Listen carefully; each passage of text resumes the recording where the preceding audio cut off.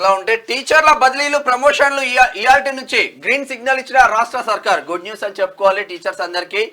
Schedule release చేసిన విద్యాశాఖ multi zone 1లో 15, multi zone 2లో 23, 18,495 మంది టీచర్లకు పదోన్నతులు, 40,000 మందికి బదిలీలు జరిగే అవకాశం, టెట్తో సంబంధం లేకుండా ప్రమోషన్లు. ఇది 5వ షెడ్యూల్లో పండిట్లు పీఈటీలు అప్గ్రేడేషన్స్ కూడా ఉండబోతున్నాయి. పండిట్ల పీఈట్ల అప్గ్రేడేషన్ ఉంటది, మంచిగా వాళ్ళకు గిట్లుంటదా అండి గట్లుంటదా అండి గ్రేడ్ 2 అండి అని చెప్పేసి హౌస్ బదిలీలు కూడా ఇవ్వని రాష్ట్ర సర్కార్ అంతకుముందు ఉండే రకరకాలుగా వేసిండు కాక వేసి ఆగం చేసి అక్కడ ఉపాధ్యాయులు వాళ్ళ టీచర్లు ఉంటే గురువులు మంచిగా నేను దండం పెడతా కాలు మొక్తా అట్లా అంటాడు, లాస్ట్కి వస్తే గురువులకే పంగనామం పెట్టిండు.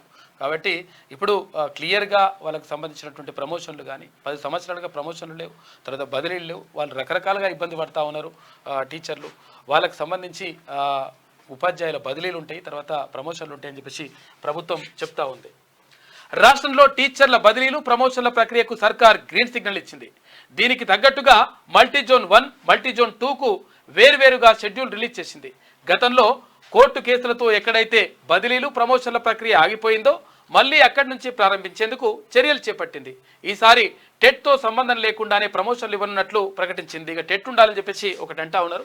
అయితే చాలా సీనియారిటీ ఉన్నటువంటి టీచర్లకు మళ్ళీ టెట్ అంటే టీచర్ ఎలిజిబిలిటీ టెస్ట్ అని చెప్పేసి మధ్యలో తీసుకొచ్చింది. తీసుకురావడానికి కారణం ఏంటంటే ఒకసారి అది ఏది డిఎస్సి పెడితే డిస్ట్రిక్ట్ సెలక్షన్ కమిటీ పెడితే అందులో శ్రీకాకుళం జిల్లాలో ఒక అభ్యర్థికి 7 మార్కులు వచ్చినాయి.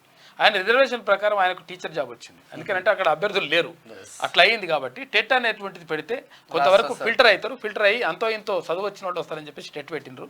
అయితే ఇప్పుడు చాలా కాలం నుంచి పనిచేస్తున్నటువంటి టీచర్లు కాబట్టి టెట్ అవసరం లేదని చెప్పేసి చెప్తా ఉన్నారంట. అది విషయం.